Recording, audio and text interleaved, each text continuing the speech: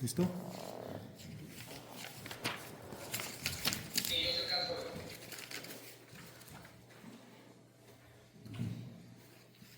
Entonces, comento. Vale.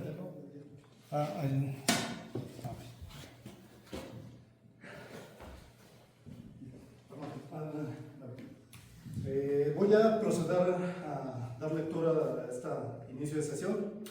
Estando todos presentes en la Escuela Superior de APAN, dependiente de la Universidad Autónoma del Estado de Hidalgo, siendo las 11 horas del día 4 de julio de 2025, se va a iniciar el examen de grado de la sustentante Samara Jazmín Cisneros Trejo, quien aspira al grado de licenciada en Ingeniería en Nanotecnología. El trabajo que se presenta ante este jurado se denomina Construcción de Heterounión GCN3N4 o GMOS2, caracterización morfológica y estructural. El jurado está integrado por los siguientes catedráticos: presidente, doctora Alejandra García García; primer vocal, maestro en Ingeniería Jesús Alejandro Arizpe Zapata; segundo vocal, maestro en Ciencias Ángel Osuna Sataraín; tercer vocal, doctor Arturo Hernández Hernández; secretario, doctor Luis Alberto Hernández Hernández; primer suplente, doctor José Alfredo Pescador Rojas. A continuación voy a permitir ceder la palabra a la presidenta, doctora Alejandra García García, para que puedas ceder la palabra a la sustentante y que comience la presentación de su trabajo de tesis.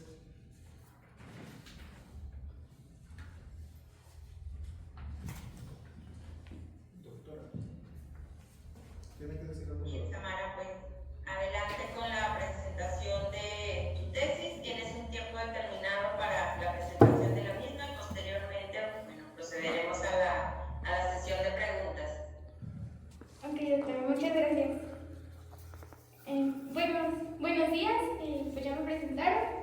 Yo estuve trabajando un proyecto de investigación en el Centro de Investigación en Materiales Avanzados, bajo la dirección de la doctora Alejandra García García, con el apoyo del doctor Arturo Hernández Hernández y el asesoramiento de Ángel Osuna Sataray.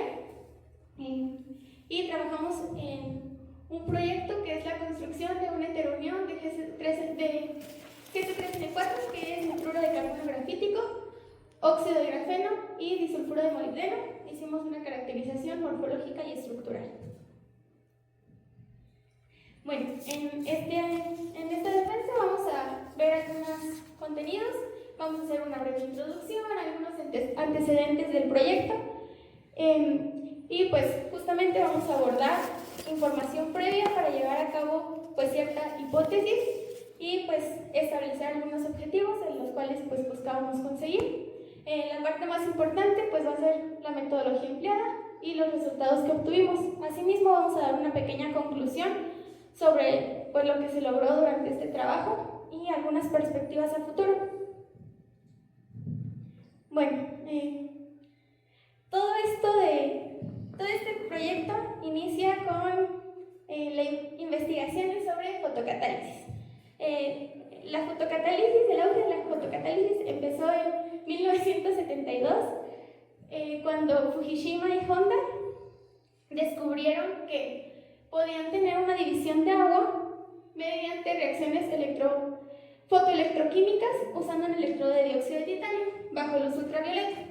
¿Qué quiere decir esto? Que ellos tenían dióxido de titanio, le pusieron pues luz con cierta longitud de onda, en este caso la ultravioleta pues es muy energética, y se dieron cuenta de que podían separar o hacer una división de agua, ¿no?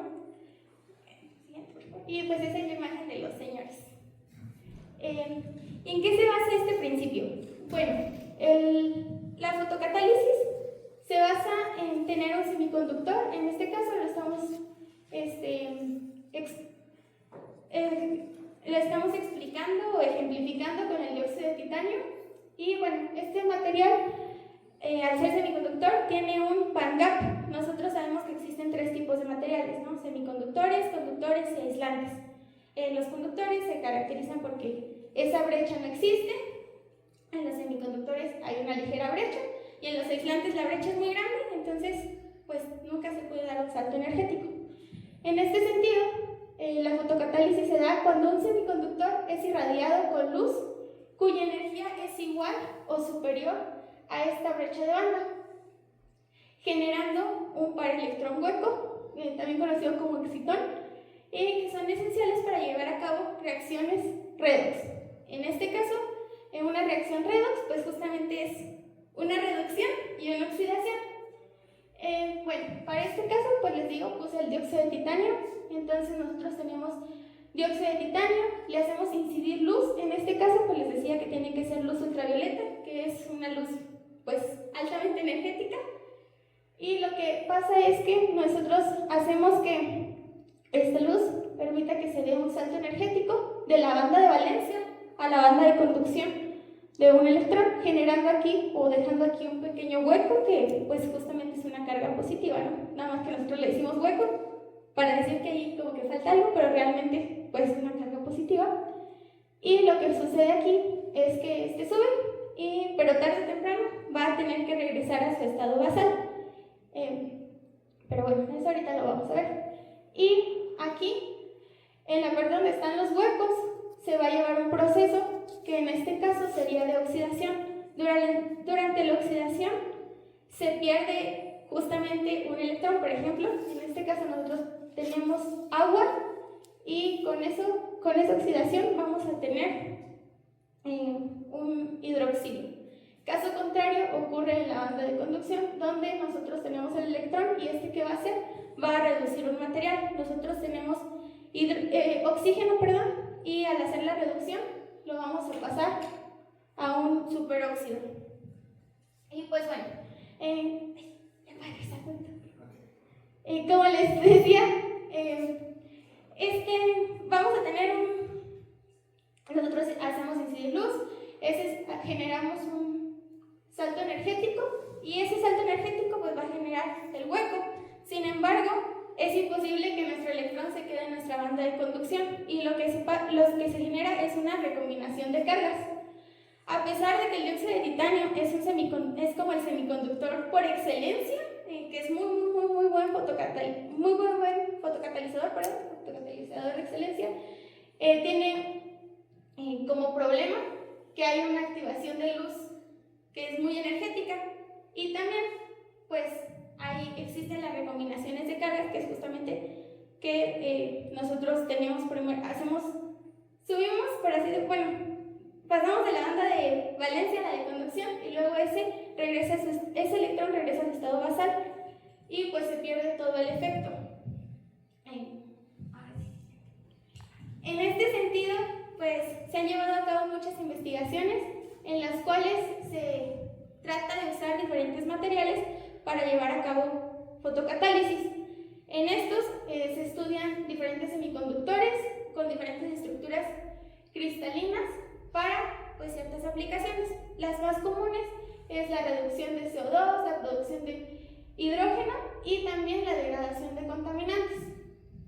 Aquí lo que se busca son pues, dos cosas principales, ¿no? Uno, por ejemplo, retardar o retardar la recombinación de cargas y otro es que se activen con la menor energía posible, es decir, que nos acerquemos al espectro visible.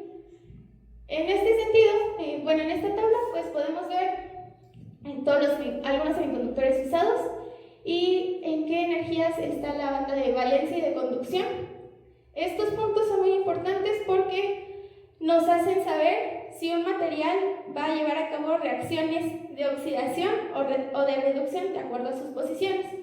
Y también, pues la eje es como la energía necesaria para que pueda dar ese salto energético, el electrón, y esta pues nos dice cuánta energía vamos a requerir o cuánta luz le tenemos que incidir en cierto rango.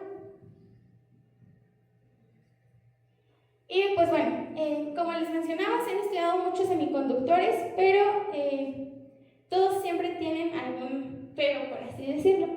Entonces, se tiene la fotocatálisis heterogénea.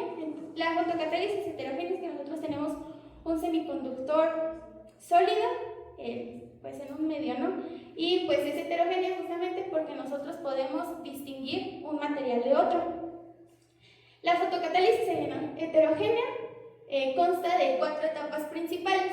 La primera justamente es que nosotros tenemos que captar luz, que es luz con cierta energía.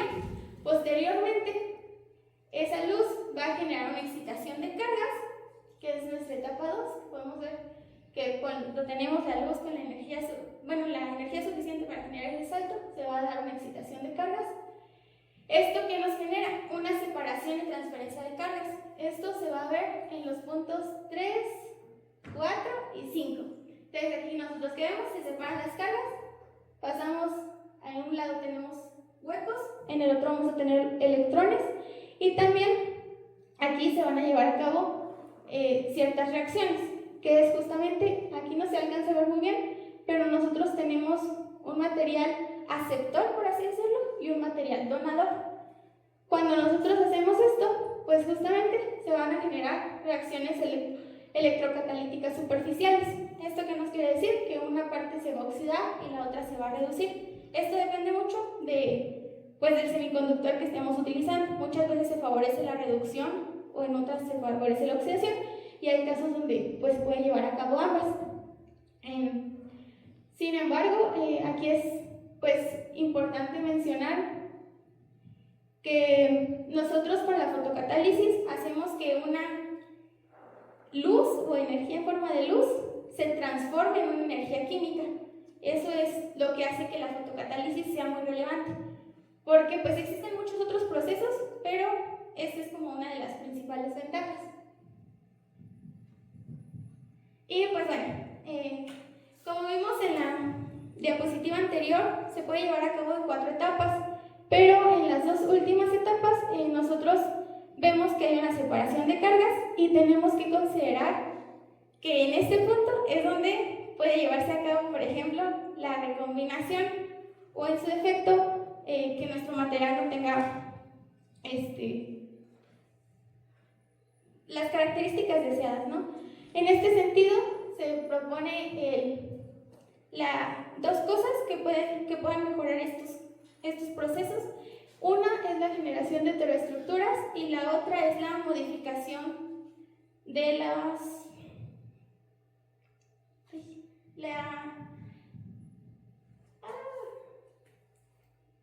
Una es la generación de heteroestructuras y la otra es la modificación de sus brechas. Perdón.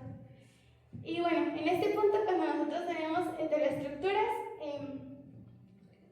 unas de las más interesantes van a ser las de Van der Waals. Las heteroestructuras de Van der Waals nos permiten hacer una unión o interacción entre semiconductores de diferente naturaleza química, estructural y con diferentes propiedades.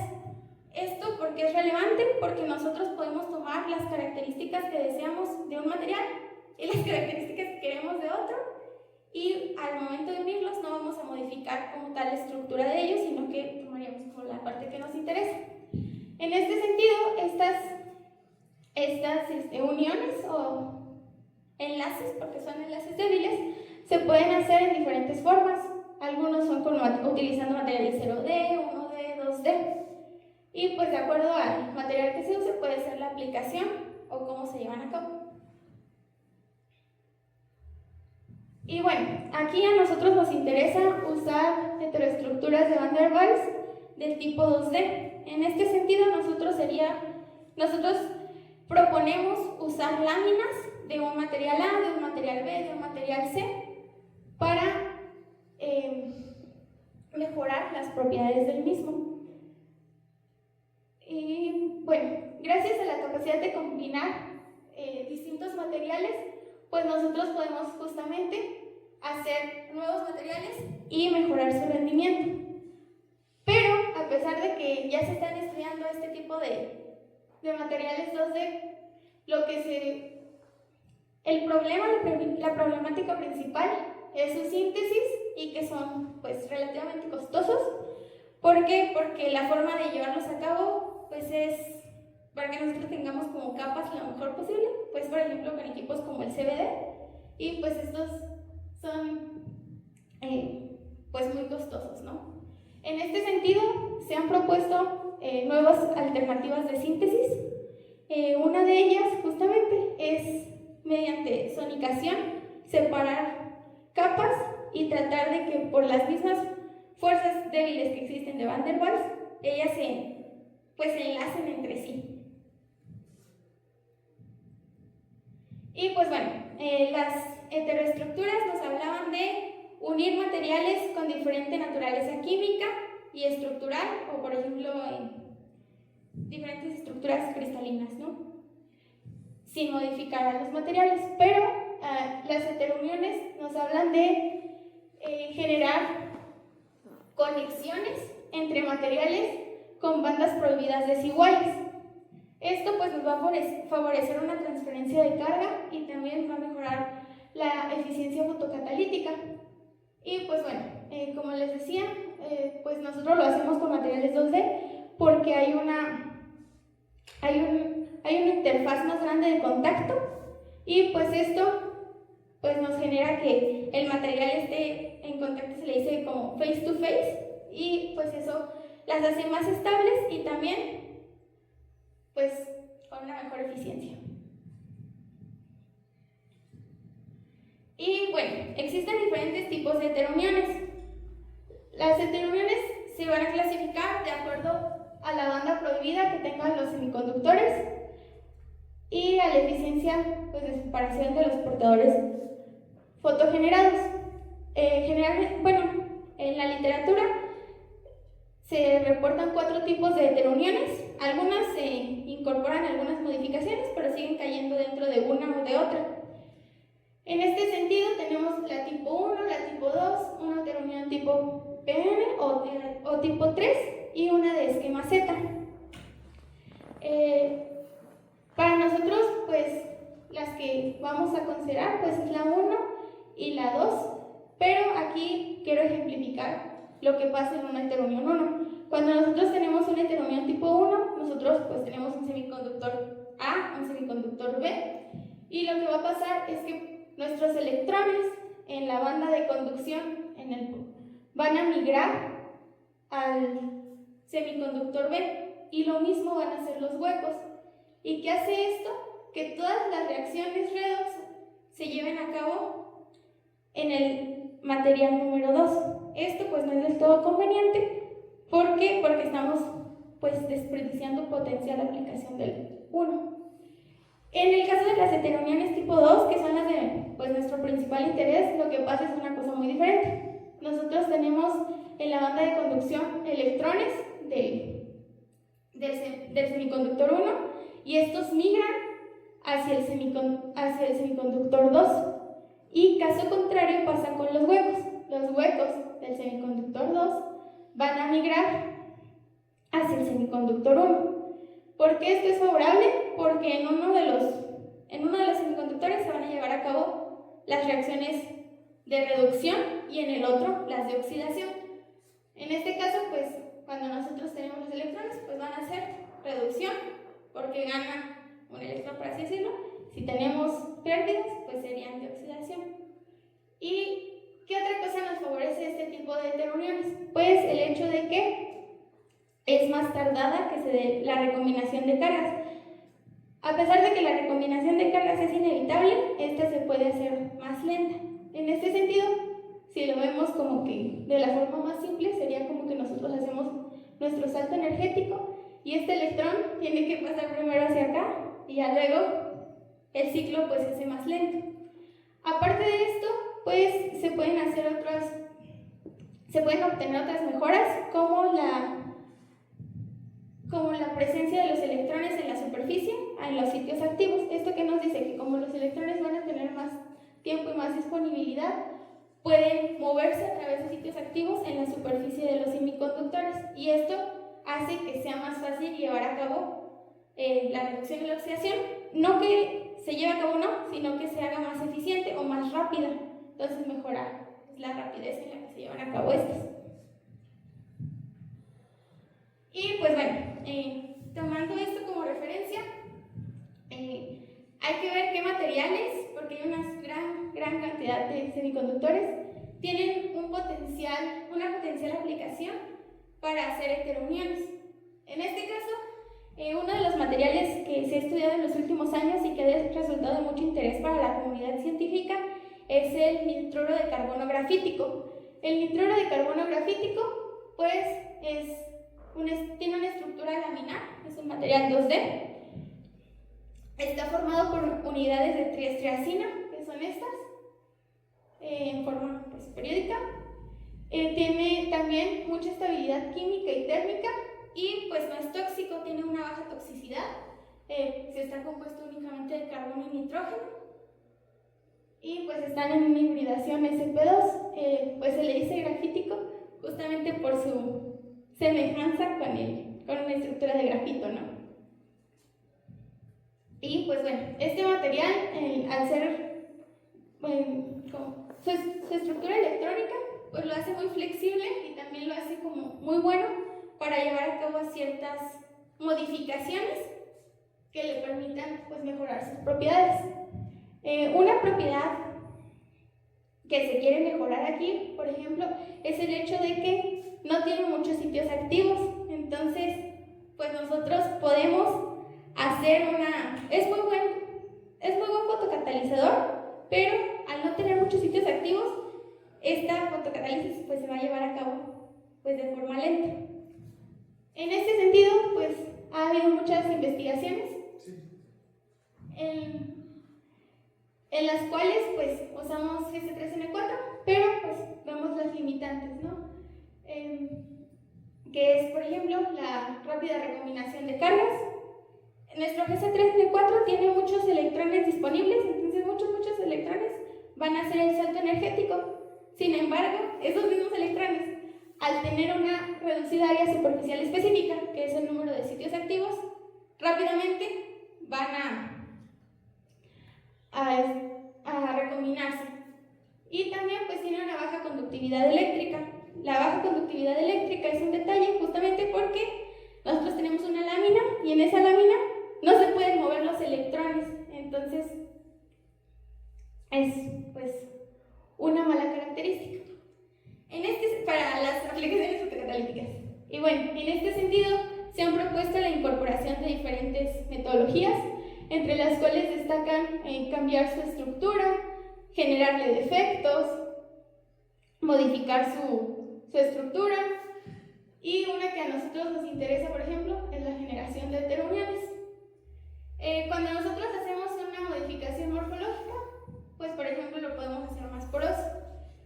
También se pueden dopar con ciertos iones metálicos y no metálicos que le confieran, por ejemplo, propiedades, en el caso de los metálicos, de conducción. Y uno de los más relevantes pues es la incorporación de este material con dicalcogenuros de metales de transición. Y dentro de estos, uno que es de mucho interés, es el disulfuro de molibdeno. El disulfuro de molibdeno también es de fácil acceso, entonces pues lo hace un material pues muy práctico. Este es parte de los dicalcogenuros de metales de transición. Está formado por un átomo de molibdeno y 2 de azufre, y este puede tener poliformismo. Este se encuentra en 3 formas principales. La primera se conoce como 1T, la segunda como 2H y la tercera como 3R. La primera es trigonal, la segunda es hexagonal y la tercera es romboédrica. Sin embargo, de acuerdo a la estructura que tengan, van a ser las propiedades que este exhiba. En este caso, por ejemplo, la 1T lo hace metálico y la 2H lo hace semiconductor. Para este tipo de aplicaciones, pues la que nos convendría pues, sería obtener la fase 2H. Y pues bueno, el MOS, además de que pues, es de fácil acceso, por así decirlo, se destaca porque tiene un reducido bandgap, y aparte de eso, este bandgap es modulable. Además, tiene una gran cantidad de sitios activos que pues, son conferidos por el azufre. Hay estudios previos donde se generan heterouniones entre Gc3N4 y disulfuro de molibdeno. Sin embargo, estos todavía pueden tener algunas mejoras, y una de ellas puede ser la incorporación de materiales como el óxido de grafeno. El óxido de grafeno pues es muy similar justamente al grafeno, que es un material también bidimensional y pues tiene un espesor atómico y está constituido por átomos de carbono en forma sp2, es decir, todos están con doble enlace, y en una forma de panel hexagonal. La diferencia entre el grafeno y el óxido de grafeno es justamente que el óxido de grafeno pues tiene algunos grupos funcionales como hidroxilos, carbonilos, carboxílicos. Y pues bueno, una vez que nosotros ya decidimos cuáles son los materiales que tienen un uso potencial para el desarrollo de heterouniones, podemos llegar a la hipótesis. Y la hipótesis es que la integración de Gc3N4, disulfuro de molibdeno y óxido de grafeno permite interacciones tipo Van der Waals, generará una heterounión heterogénea con interfaces eficientes para la transferencia de carga, permitiendo una mejora significativa en la eficiencia fotocatalítica bajo luz visible, como resultado de una mayor separación de cargas, transporte electrónico y menor recombinación en comparación con los materiales individuales. El objetivo general pues, es diseñar una heterounión heterogénea semiconductora usando materiales de baja bidimensionalidad, basada en Gc3N4, óxido de grafeno y disulfuro de molibdeno, acoplada por fuerzas de Van der Waals con propiedades optimizadas para aplicaciones fotocatalíticas.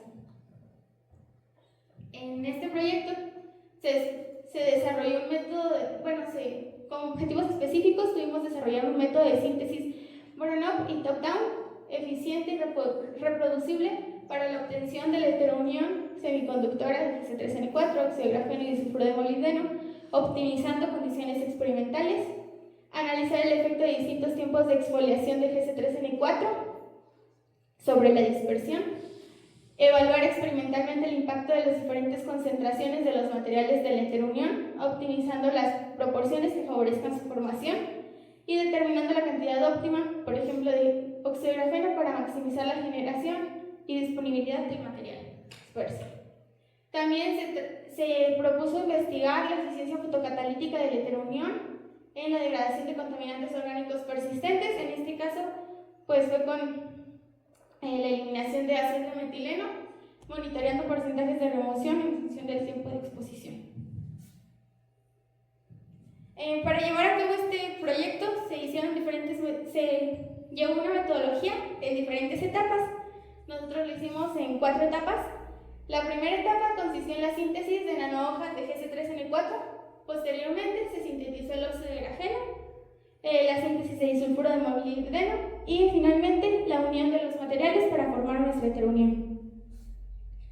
Primero, para la síntesis de las nanohojas de Gc3N4 se llevó a cabo un proceso de exfoliación térmica en el cual nosotros partimos en este caso de melamina y luego se parte de melamina para hacerle el Gc3N4 en bulto. Ya que se tiene en bulto, se pasa a hojas y entonces nosotros aquí tenemos Gc3N4 en bulto. Podemos ver que es amarillo y algo que nos habla de que se llevó a cabo la exfoliación de forma correcta es su cambio de coloración, por si en algún momento lo hacen, cambia de color. Y pues bueno, se metió un horno a 500 grados, se dejó un tiempo de exposición determinado y pues se obtuvo la separación de las láminas, que es lo que se ve aquí. Este proceso, pues cabe mencionar que se repitió para hacer también láminas en tipo foamy. El tipo foamy se dice así porque es como si se expandiera y lo único que cambia es que se deja más tiempo de exposición en el horno. También se llevó a cabo la síntesis de óxido de grafeno. Para esta síntesis se hizo uso de una patente y pues básicamente pues consiste en utilizar grafito, mezclarlo con diferentes precursores y pues finalmente obtener el óxido de grafeno. La síntesis del disulfuro de molibdeno se hizo haciendo una síntesis hidrotermal en la cual partimos de precursores de molibdeno y tiurea. Se llevaron se colocaron en un vial de teflón y pues se metieron a un horno durante 24 horas y posteriormente se hicieron lavados y se obtuvo el disulfuro de molibdeno. Y aquí en esta imagen podemos ver el tipo de disulfuro de molibdeno que se obtiene, que corresponde a la fase 2H. Finalmente se hizo la unión de todos los materiales. La unión la hicimos en dos partes. La primera parte consistió en unir el Gc3N4 con el óxido de grafeno.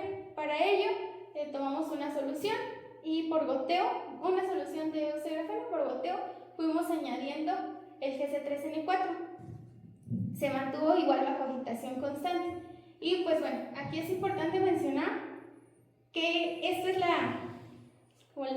la ventaja de nuestro método de síntesis. Generalmente para hacer una heterounión pues se pondría en un CVD. Entonces nosotros primero haríamos una capa de material y luego se depositaría otra capa de otro material y pues eso es tardado y costoso. En este caso lo que se hizo fue sonicar las capas que obtuvimos de cada material, se dejó en sonicación y esta sonicación sabemos que cuando nosotros sonicamos dispersamos material y pues las capas, lo menos denso se va a ir hacia arriba y lo más denso se va a precipitar. Entonces nosotros podemos tomar las partes menos densas que nos garanticen que pueda haber más capas y unirlos, y la unión solamente se hizo bajo agitación. Entonces pues esa fue la hipótesis principal, ¿no? Sin necesidad de una energía muy grande deben de unirse los materiales por fuerzas de Van der Waals, que es decir, enlaces muy débiles. Entonces cada capa tendría que generar enlaces no covalentes con otro material para verse. Esa era la hipótesis principal. Una vez que se obtuvo esa unión, se procedió a agregar el disulfuro de molibdeno y nuevamente se sonicaron. La sonicación pues era justamente para que las capas se dispersaran y le brindara cierta energía para poder llevar a cabo esa unión. Finalmente se dio nuevamente agitación para homogeneizarlas y pues se guardaron las muestras. Una vez que tuvimos todas nuestras muestras, llevamos a cabo diferentes caracterizaciones. La morfología y composición elemental pues se analizaron utilizando microscopía electrónica de barrido y espectroscopía de dispersión de energía o EDS. La estructura cristalina de los materiales se determinó mediante difracción de rayos X. La estructura química y la identificación de cada muestra o la huella digital, por así decirlo, se obtuvo mediante FTIR y Raman. La composición química superficial se determinó por XPS y finalmente pues hicieron algunas pruebas preliminares de degradación de azul de metileno a 5 partes por millón y dejándolos bajo una lámpara de xenón con 300 watts. Y bueno, la parte interesante, los resultados. De la primera micrografía, de microscopía electrónica de barrido, tenemos el Gc3N4 en bulto. A pesar de que aquí tenemos aglomeraciones, hay una cosa muy notoria que son estas partes. En estas se pueden distinguir capas. A pesar de que no están pues justamente exfoliadas, podemos ver la naturaleza de nuestro material a estar en forma laminar. Posteriormente se hizo la exfoliación térmica y lo que se ve es que ya se tienen más capas. Esto pues nos habla de que se hizo correctamente la exfoliación. Y finalmente, cuando se hizo una exfoliación térmica a mayor tiempo, se obtuvo el Gc3N4 en forma foamy. Y lo que podemos ver aquí son poros, puntos. Y pues bueno, ¿esto qué nos indica? Que pues puede haber una degradación y también que las capas pues ya se empezaron como que a separar de más. Y pues bueno, una cosa importante aquí es mencionarles qué pasa en la exfoliación térmica, ¿no? Bueno, cuando nosotros hacemos la exfoliación térmica, la hicimos sin condiciones de vacío ni nada de eso. Lo que hicimos nada más fue meterlo a temperatura. Y entonces entra oxígeno, entonces nosotros tenemos las capas y entre ellas se va intercalando oxígeno. Ese oxígeno va justamente separando las capas. Sin embargo, cuando nosotros dejamos a tiempos de exposición muy largos, pues el oxígeno va, entra y va separando más. Entonces, pues este nos va a generar defectos y pues también que se vean como estos puntitos o poros. Posteriormente también se hizo microscopía electrónica de barrido al disulfuro de molibdeno. En este caso se hizo por el método hidrotermal, como hemos dicho, y se obtuvieron partículas que se llaman flowers light, que es tipo flor, y estas se llaman así porque corresponden a las rosas del desierto, que es un mineral. Entonces de ahí tomaron el nombre porque pues se parecen mucho a ese mineral. Y pues bueno, aquí ustedes podrían decir, pero aquí no veo ninguna lámina, ¿no? O sea, aquí yo veo pues una partícula. Pero en este caso, pues si hacemos un acercamiento, podemos ver justamente que a pesar de que tenemos una partícula, en ella hay muchos, está formada como por pétalos, podrían decirse, y todos estos pétalos son láminas de pocos nanómetros de espesor. Se vieron algunas de ellas y se obtuvieron rangos de entre 2 y 6 nanómetros de espesor de cada capa. Y pues bueno, este material pues resultó muy favorable. ¿Por qué? Porque imagínense la cantidad de área superficial que existe en ellas. Y pues esto es muy bueno porque pues nos da más disponibilidad de sitios activos. El disulfuro de molibdeno se caracteriza porque tiene muchos sitios activos. Entonces si nosotros tenemos todavía más área expuesta, entre más área expuesta tengamos, más sitios activos vamos a poder tener.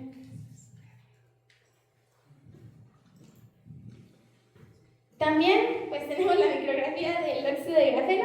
Aquí es una lámina individual. Podemos ver que es una lámina sumamente delgada y extendida. Y aquí vemos algunas superficies arrugadas y estas son características del óxido de grafeno. El óxido de grafeno pues es muy flexible y también estas arruguitas pues nos hablan de su alta flexibilidad mecánica.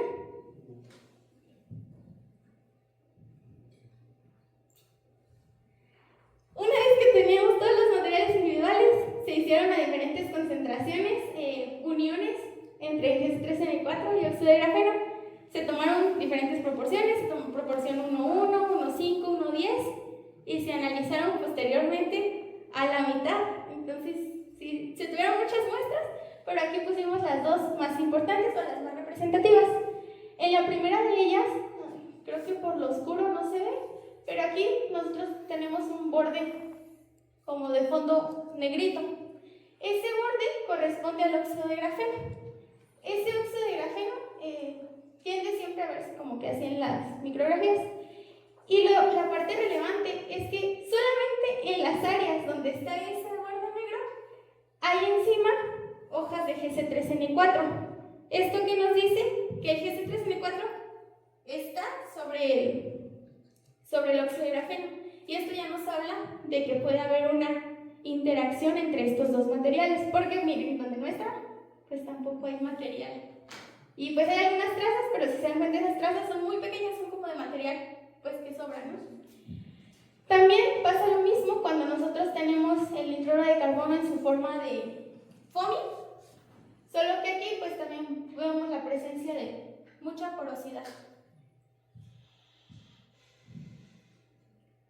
Una vez que hicimos todas estas micrografías, a todas también se les adicionó el disulfuro de molibdeno. Luego de esto, se seleccionó la muestra que tuvo las mejores propiedades. Para ello, pues igual analizamos por microscopía electrónica de barrido la heterounión. En este caso, nosotras veíamos imágenes, micrografías como esta, en las cuales pasa lo mismo. No sé si se alcanza a notar el contraste. En ese contraste está nuestro óxido de grafeno, y sobre ese óxido de grafeno, si se vuelven a dar cuenta, solamente sobre esas capas hay material depositado. Una vez que hicimos aumentos en el SEM, pudimos ver algo como esto. Y aquí, si se dan cuenta, tenemos una hoja de Gc3N4. No sé si lo alcanzan a visualizar. Se ve muy oscuro, ¿no? Bueno, aquí está una lámina de Gc3N4 y sobre esa lámina están las nanoflores o del disulfuro de molibdeno. Aquí se hicieron más aumentos y lo que se ve justamente es un área de interacción entre los materiales.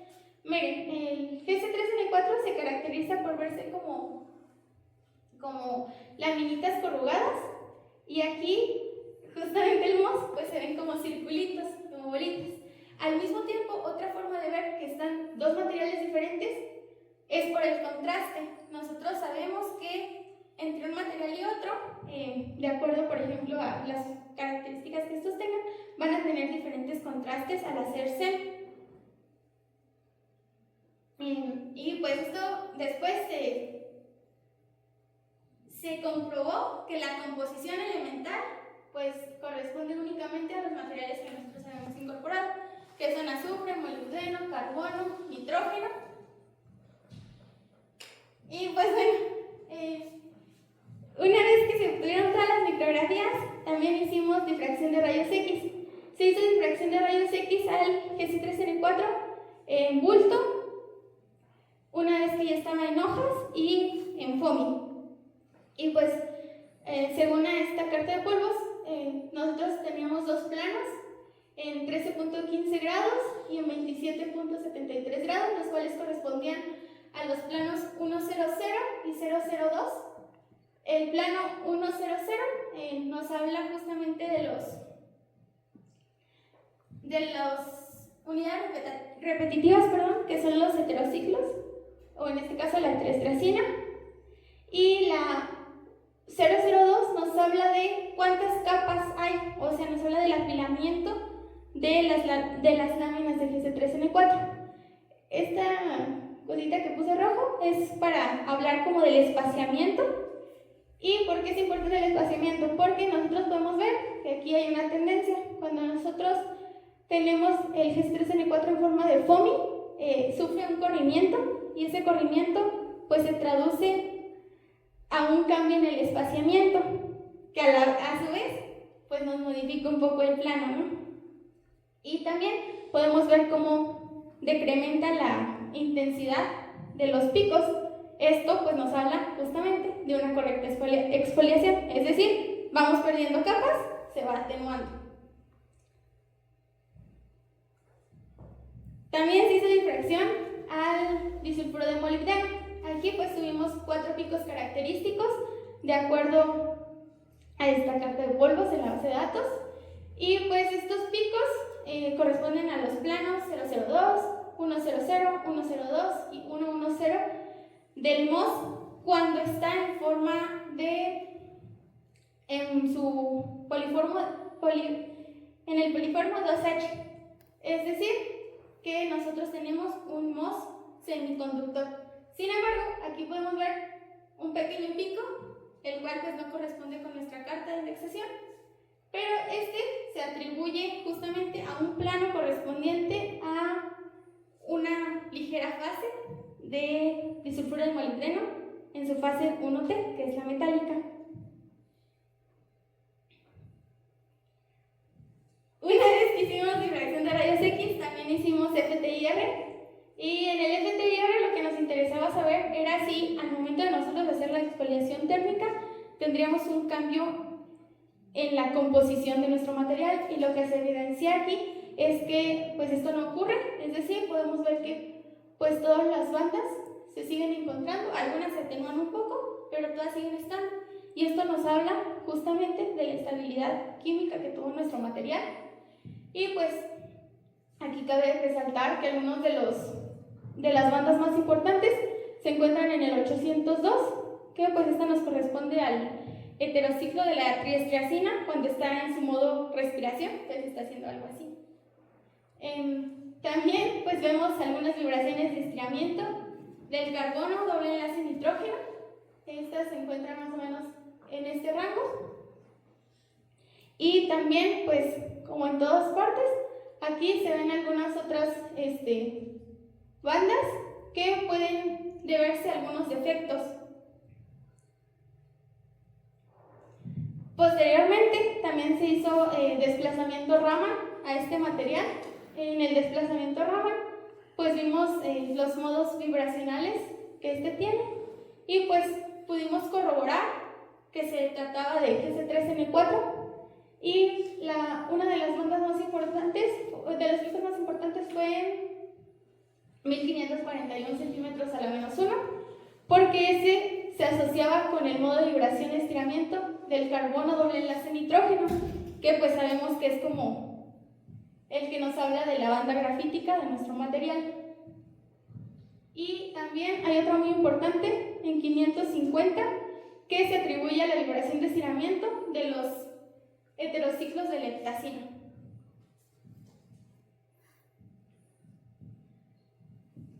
También se hizo Raman al disulfuro de molibdeno. También pues esto es como para identificar el material y pues se corroboró que efectivamente tenemos disulfuro de molibdeno en su fase 2H. Y pues bueno, aquí vemos a qué corresponde, ¿no? Por ejemplo, el pico que está en 336.9 centímetros a la -1, que es corresponde al modo E1G, y a su vez es un estiramiento simétrico en los planos de los átomos del azufre. Entonces aquí nos podemos ver cómo se van haciendo estiramientos. También tenemos otro pico que corresponde al E12G, el cual está asociado a las vibraciones opuestas entre planos, es decir, ahora cuando tenemos nuestro átomo de molibdeno yendo hacia un lado y el de azufre hacia el otro. Y finalmente en la A1G se pueden ver vibraciones fuera del plano de los átomos de azufre. Y pues bueno, esto es irrelevante porque pues justamente de acuerdo a cómo se da esa huella, pues nosotros determinamos qué material es. Aparte, al nosotros saber cómo están nuestros azufres, podemos ver el comportamiento de nuestro material, ¿no? Si nosotros tenemos azufres en nuestra superficie, pues van a ser más propensa la aplicación que nosotros deseamos. También se hizo desplazamiento Raman al óxido de grafeno, y pues en el óxido de grafeno tomamos dos bandas. No hicimos el desplazamiento hacia otras longitudes, pero pues hay otros picos, hay otras bandas características, pero pues ya no las analizamos. Pero pues nos quedamos con la banda D y la G, que pues nos corresponden a un carbono sp2 ordenado y desordenado. Y pues esto es la evidencia perfecta de que existe o no un óxido de grafeno. Cuando nosotros tenemos grafeno puro, pues no va a existir, pues el sp2 pues va a estar como que perfectamente ordenado, ¿no? Cuando nosotros empezamos a meterle impurezas, comienza a haber una deformación. Entonces, por ejemplo, cuando nosotros tenemos óxido de... nosotros reducimos nuestro óxido de grafeno o lo dejamos como óxido de grafeno, pues estas bandas cambian su intensidad, se pueden atenuar o se pueden incrementar de acuerdo al material que se obtuvo. Finalmente se hizo espectroscopía XPS, y pues aquí nosotros analizamos en dos. El primero pues se analizó el carbono 1S y el nitrógeno 1S para el caso del GC3N4, y se hicieron las deconvoluciones para saber pues qué tipo de material tenemos, ¿no? En este caso pues XPS nos da la composición química superficial, y pues la que a nosotros nos interesaba más era justamente esta, en la cual podemos ver que hay carbono unido a nitrógeno en doble enlace y posteriormente otro nitrógeno. Aquí es nitrógeno o nitrógeno 2, porque pues nosotros tenemos un doble enlace, que es el que está en el circulito, por así decirlo, nuestra heterociclo, pero en las terminales tenemos también nitrógenos. Pero también, pues como en todo material, pues puede haber algunos defectos, y esos defectos también se pueden llegar a ver aquí, y justamente eso se ve en el nitrógeno, donde vemos que hay algunas composiciones extra. Se hizo XPS al disulfuro de molibdeno, y aquí pues se hizo al molibdeno 3D y al azufre 2P, y pues aquí tenemos, bueno, estos son dobletes. Esos dobletes corresponden al molibdeno en su forma 2H, al disulfuro de molibdeno en su forma 2H, y los más pequeños nos hablan de la presencia de disulfuro de molibdeno en 1T. Otra cosa importante aquí es este doblete que nos corresponde a material que no reaccionó. En este caso, pues todo el material que no reacciona durante la síntesis es trióxido de molibdeno. Desafortunadamente, pues en nuestra síntesis quedó un poco de trióxido de molibdeno, o también puede ser que alguna parte del molibdeno no haya reaccionado y por eso se deja expresado así. Finalmente, pues aquí se ve un singulete correspondiente al azufre 2S. En el caso del XPS en el azufre 2P, pues lo mismo, vemos un doblete correspondiente a la unión del azufre con nuestro molibdeno. Y también este azufre pues es como algunas impurezas que pueden estar en nuestro material. Aquí solamente se ve como un singulete porque es un doblete que parece singulete porque la otra energía es tan pequeña que no se alcanza a percibir, entonces no es distinguible. Y finalmente, una cosa que a mí me pareció muy interesante fue el XPS del óxido de grafeno, porque en las caracterizaciones yo creía que era óxido de grafeno, y pues al hacer XPS nos dimos cuenta de que realmente era un óxido de grafeno tendiéndose a reducir. ¿Cómo se ve la reducción de óxido de grafeno? Con el incremento de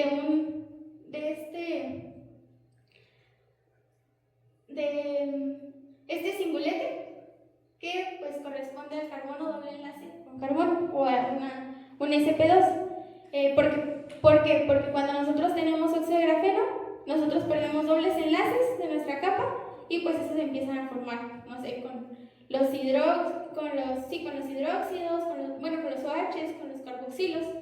Entonces en este caso nos dimos cuenta que en la deconvolución, que el singulete de este se incrementó, y lo cual se traduce a que hay mayor presencia de enlaces carbono-carbono, y pues a su vez pues nos habla de que se perdieron muchos grupos funcionales extra, y pues este óxido de grafeno tendía más ya a ser grafeno que tenía una tendencia a ser grafeno, ¿no? Pero no alcanzó.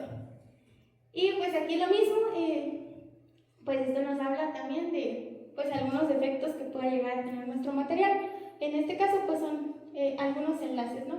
Y pues esto tiene sentido, por ejemplo, que el carbono esté unido a algunos grupos OH por las terminaciones que va a tener. Finalmente se hicieron algunas pruebas preliminares de degradación. Como les había dicho, nosotros colocamos material. Este material estaba suspendido colocamos el material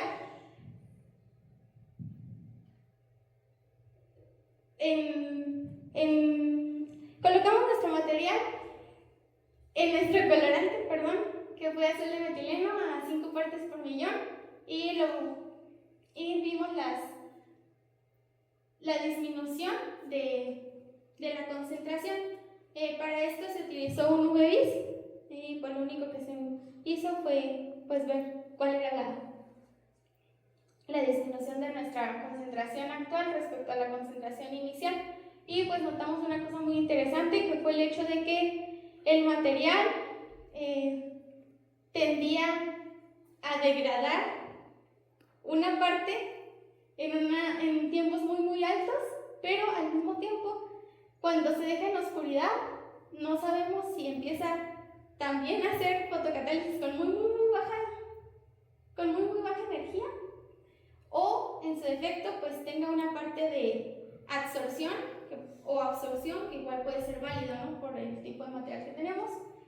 Y lo que se hizo fue reducir la concentración, y al hacer esto nos dimos cuenta de que justamente otra parte en el tiempo cero, a 60 minutos, redujo considerablemente la concentración de nuestro material, y pues un destacable aquí fue que utilizamos una concentración que casi ni siquiera pudimos contabilizar realmente, porque era como aproximadamente 0.001 miligramo en 50 mililitros de azul de metileno, y pues hizo una degradación muy rápida de nuestro material. Y pues bueno, con esto pues me gustaría decir que al final del proyecto se logró la síntesis exitosa de una heteronión de Van der Waals compuesta por nitro de carbono grafítico, óxido de grafeno y disulfuro de molibdeno. Nosotros pues nos dimos cuenta de que pues sí es de Van der Waals, porque no hicimos ningún proceso energético en el cual nosotros indujéramos la formación de un enlace. Únicamente sonicamos y pues dejamos que las capas se fueran intercalando, y al parecer funcionó exitosamente. Posteriormente pues se tuvieron estrategias de ensamblaje no covalente, que era lo que les mencionaba, y esto nos facilitó la integración de materiales sin alterar su estructura cristalina individual. Esto pues nos faltó caracterizarlo en XPS, la heteronión completa. Sin embargo, al menos en SEM pudimos ver que las capas se mantienen como individuales, pero pues tampoco podemos descartar que se haya llevado a cabo algún enlace. Por ejemplo, yo considero que un enlace que se podría haber hecho ocurre justamente en el óxido de grafeno por las terminaciones que puede llegar a tener los grupos OH, pues pueden anclarse a otro material, ¿no?